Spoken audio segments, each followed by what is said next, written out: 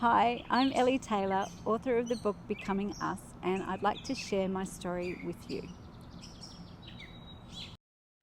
Parenthood used to be considered a rite of passage, and I think that's even more true now, but we have much less support and guidance through the rite. So a rite of passage has three main phases, and the first phase is letting go of the old way of life. Parents don't do that these days.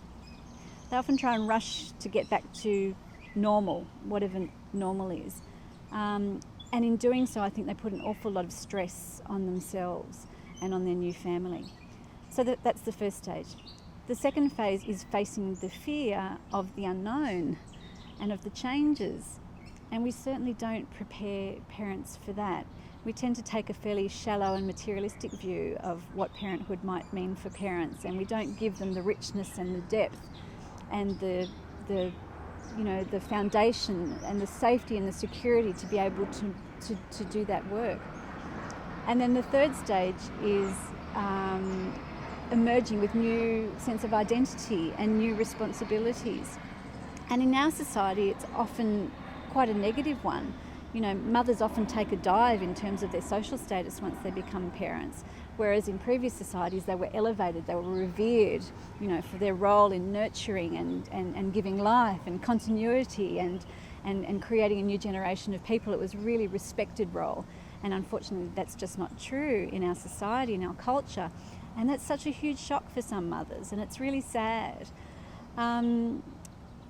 And why I say it's even more of a rite of passage for these parents these days is that the changes are so incredibly vast. In older cultures, both the mother and the father would be, adopted by the community and nurtured by the community. Mothers would receive wisdom and support and advice, leading up to the baby, and then usually for 40 days or so afterwards, they would be mothered by the mothers. And all the responsibilities would be shared by the mothers of the community, so that mum could just rest and recuperate and nurture her infant and bond with her infant and not have to do anything else as she was nurtured. So she had that modelled for her. She was being mothered as she was mothering.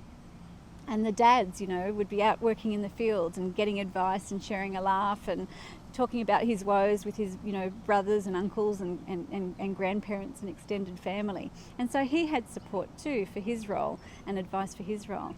And we just don't have that now.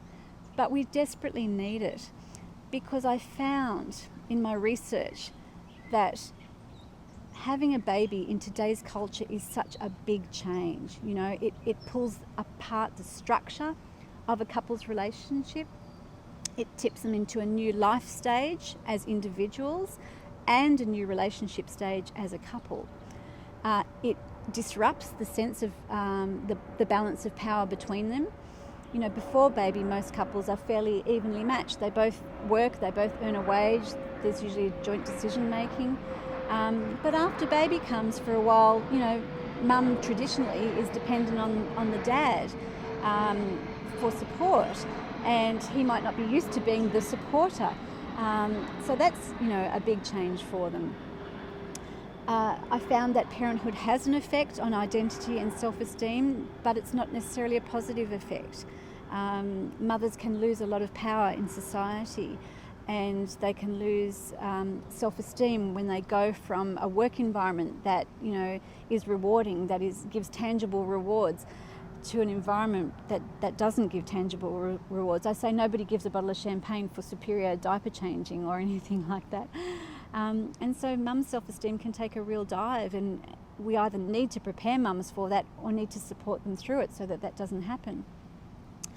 The other big changes I found is that parenthood involves multiple transformations. It's not just a physical transformation, but it's a mental transformation. There's so much cognitive dissonance between, say with breastfeeding, feeling that it's nurturing your child, but it also can cost you in some ways, or feeling that you love your partner, but they're driving you crazy at the same time. It's an emotional transformation. The highs are high, the lows are lower, and it's everything in between. It is such a stretch emotionally. It's a spiritual transformation for a lot of people. They're introduced to a new sense of self. For some who maybe have had a traumatic birth, it can really, question their faith, or it can strengthen their faith.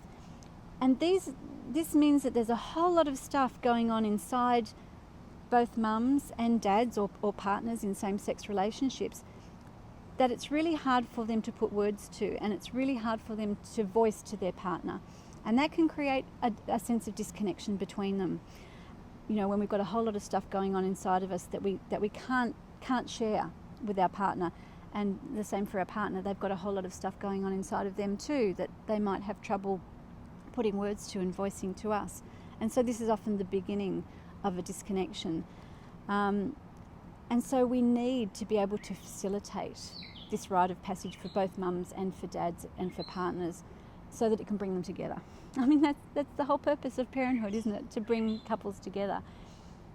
And so to recognise and revere and respect it, as a massive transformation, and to equip couples with the awareness and the skills and the ability to be able to grow through all these transformations, to be able to share it with each other so that they can bond and connect, because it's the bonding and the connection between them that is then the foundation for their family.